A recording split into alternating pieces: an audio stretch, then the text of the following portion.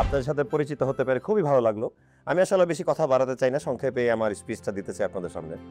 আসলে দেশটা তো কারো একার না, দেশটা আমাদের সবার।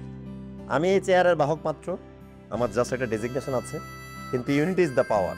আমরা যদি সবাই মিলে একসাথে কাজ করি, একত্রে থাকি এবং টিম ওয়ার্ক হিসেবে আমাদের কাজটাকে দেখি, তাহলে অবশ্যই আমরা আমাদের কাজে সফলতা পাবো ইনশাল্লাহ। আর কিছু পয়েন্ট বলতে চাই, আমাদের কাজের শান্তি শৃঙ্খলা আমাদের বজায় রাখা খুব জরুরি এবং আসলে সততা বজায় রাখা খুব জরুরি। এই এলাকায় এবং এই অফিসে আমি কোনো দুর্নীতি বা অন্যায় দেখতে চাই না। আশা করি আপনারাও আমার সাথে একমত হবেন। আমি আপনাদের কথা দিচ্ছি, আমি যে কোনো প্রশাসনিক দায়িত্বে অবশ্যই কঠোর থাকব এবং আসলে সেটা দেশ ও দশের স্বার্থেই এবং জনকল্যাণের স্বার্থেই হবে। সর্বশেষে বলতে চাই, আজকে আমার জয়নিং ডে, আমার এখানে দায়িত্ব পালনের শেষ দিন পর্যন্ত দয়া করে কেউ ফুলের মালা আমার অফিসে আনবেন না এবং কোনো অন্যায় তদবির নিয়ে আমার কাছে আসবেন না।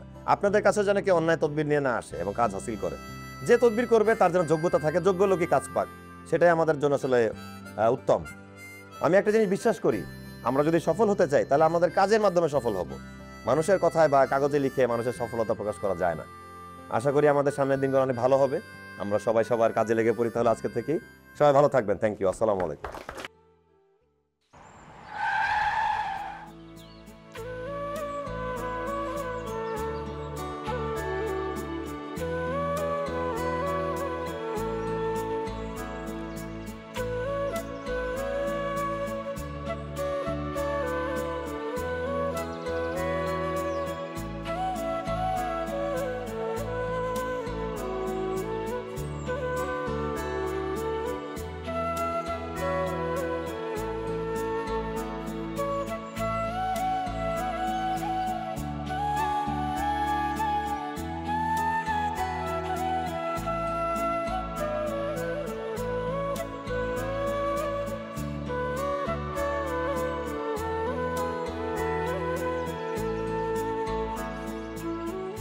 হুজুর সাহেব, এই যে আমাদের সামনে যে প্রশিক্ষণ নীতিমালাটা, যে কয়টা পয়েন্ট অ্যাড হয়েছে, এটা সবাইকে ইমেল করে জানিয়ে দিতে হবে, পারবেন না?